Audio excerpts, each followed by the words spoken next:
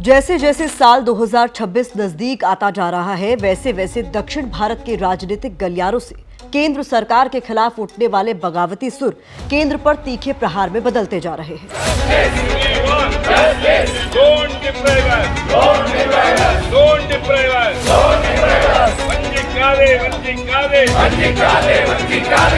कारण है परिसीमन, एक ऐसी तलवार जो दक्षिण भारतीय राज्यों पर तेजी से लटक रही है। क्या यह तलवार संसद में दक्षिण भारतीय राज्यों के प्रतिनिधित्व को कमजोर कर देगी? आखिर क्या वजह है कि स्टालिन से लेकर चंद्रबाबू नायडू जैसे नेताओं ने 16 बच्चे पैदा करने की अपील तक कर डाली? और ऐसा क्या हुआ कि परिसीमन का मुद्दा अब दक्षिण भारतीय राज्यों के वजूद का मुद्दा बन चुका है? नमस्कार, मेरा नाम है प्रतिमा मिश्रा और आप देख रहे हैं एबीपी लाइव।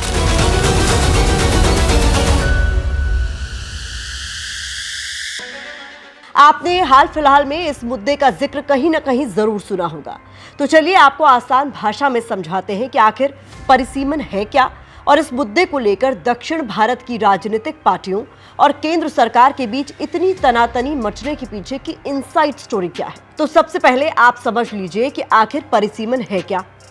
परिसीमन का मतलब देश की लोकसभा और राज्यों की विधानसभाओं में सीटों की संख्या की सीमा तय करने की एक प्रक्रिया। इस प्रक्रिया को अंजाम देने के लिए एक आयोग गठित किया जाता है, जिसे परिसीमन आयोग कहते हैं। अभी तक भारत में साल 1952 से 1963, 1973 और 2002 में परिसीमन आयोग का गठन किया जा चुका है। लोकसभा और विधानसभा की सीटों के निर्धारण के लिए आखिरी बार भारत में 1976 में परिसीमन किया गया था। भारत का संविधान ये कहता है कि लोकसभा में सीटों का बंटवारा राज्यों की जनसंख्या के आधार पर होना चाहिए, जिससे कि सीटों का जनसंख्या से अनुपात समान हो सके। अब सवाल ये उठता है कि अगर परिसीमन की प्रक्रिया संवैधानिक रूप से न्याय संगत है, तो दक्षिण भारत की पार्टियों की चिंताएं क्यों बढ़ गई हैं? संविधान का अनुच्छेद 81(2) कहता है कि राज्यों की जनसंख्या और संसद के सदस्यों की संख्या का अनुपात समान होगा।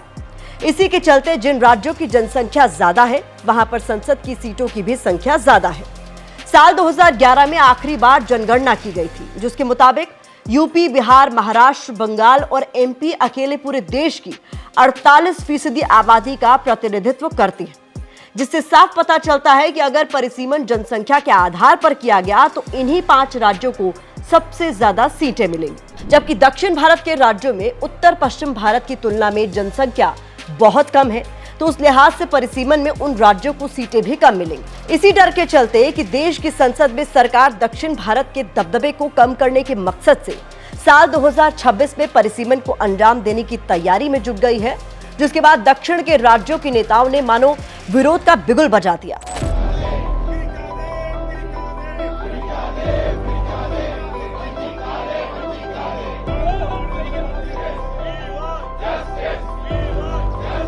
केंद्र में एनडीए सरकार में शामिल चंद्रबाबू नायडू ने राज्य की लगातार घटती प्रजनन दर को लेकर बात की और लोगों से आह्वान कर डाला कि ज्यादा से ज्यादा बच्चे पैदा करने का समय आ गया है। इसके साथ ही तमिलनाडु के सीएम एम के स्टालिन ने भी इस मुद्दे को लेकर कहा कि हमारे राज्य के लोगों को 1-2 नहीं बल्कि 16 बच्चे पैदा करने के बारे में सोचना चाहिए। यही नहीं, एम के स्टालिन ने तो परिसीमन को दक्षिण भारत पर लटकने वाली तलवार तक करार दे दिया और कहा था कि परिसीमन के जरिए केंद्र सरकार संसद में दक्षिण भारत का प्रतिनिधित्व कम करने की साजिश रच रही है, क्योंकि जनसंख्या के आधार पर परिसीमन किया गया तो अकेले तमिलनाडु की 8 सीटें कम हो जाएंगी और पूरे राज्य में सिर्फ 31 सीटें ही बचेंगी।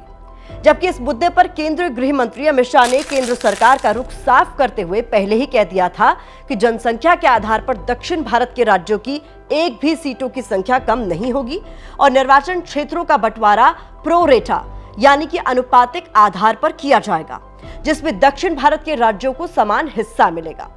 दक्षिण भारत के राज्यों की ये शिकायत हमेशा बनी रहती है कि उन्हें जनसंख्या नियंत्रण की नीति को सही तरीके से लागू करने की सजा दी जाती रही है। अब आप ये भी समझ लीजिए कि जनसंख्या के आधार पर परिसीमन हुआ तो उत्तर और दक्षिण भारत की लोकसभा सीटों में क्या बदलाव होगा।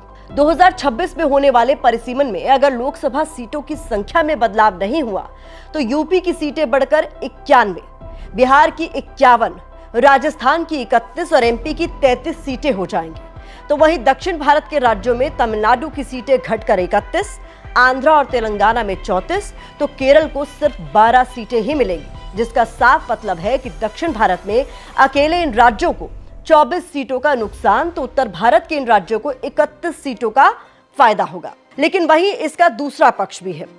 अगर लोकसभा सीटों की संख्या बढ़कर 848 होती है, जैसा कि नए संसद भवन के उद्घाटन के दौरान पीएम मोदी ने संकेत दिया था, तो यूपी में लोकसभा की सीटें बढ़कर 143, बिहार में 79, एमपी में 52 और बंगाल में 60 सीटें हो जाएंगी। तो वहीं तमिलनाडु में 49, आंध्र और तेलंगाना में 54 और केरल को 20 सीटें ही मिलेंगी, जिसका साफ मतलब है कि दक्षिण भारत की सीटें बढ़ जरूर जाएंगी, लेकिन उत्तर भारत के मुकाबले संसद में प्रतिनिधित्व आधे से भी कम हो जाएगा। अब आप ये गणित समझिए कि जब पहले परिसीमन हुआ था तो उसकी सीटों में क्या बदलाव हुआ, जिसके याद कर दक्षिण की राजनीतिक पार्टियां केंद्र सरकार के साथ उनका लगातार तनाव बढ़ता ही जा रहा है।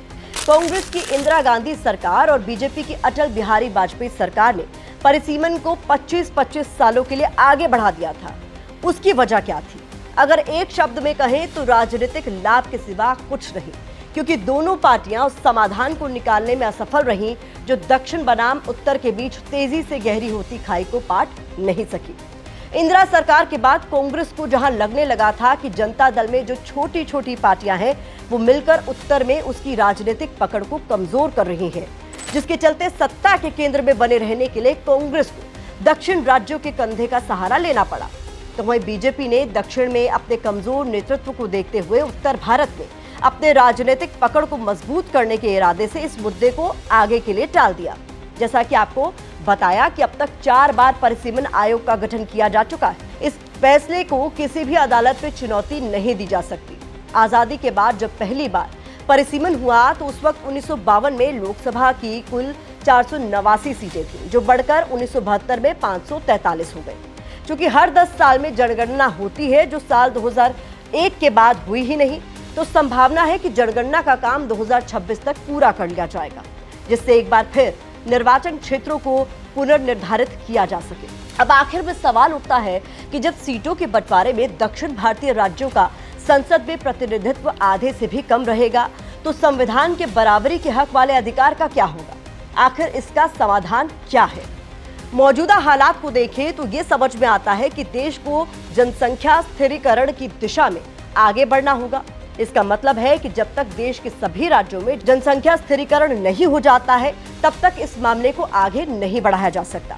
तो एक तर्क ये भी कहता है कि मौजूदा समय में इसका कोई सटीक हल नहीं है, क्योंकि निर्वाचन सीटों की संख्या को अगर बदला नहीं जाता है तो एक बात तो साफ है कि दक्षिण भारतीय राज्यों का प्रतिनिधित्व उत्तर के मुकाबले बहुत कम ही रहेगा। फिर भी अगर केंद्र की शक्तियों का अगर बंटवारा कर दिया जाए और अधिकतर फैसले राज्य और पंचायत स्तर पर लिए जाने लगे, तो कुछ समय के लिए इसका समाधान निकाला जा सकता है, लेकिन इसे स्थायी तौर पर माना नहीं जा सकता।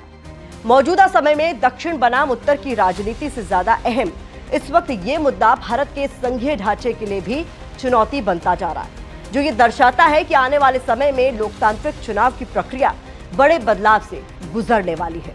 इस मुद्दे पर आपकी क्या राय है, हमें कमेंट बॉक्स में जरूर बताएं और एबीपी लाइव को सब्सक्राइब जरूर करें।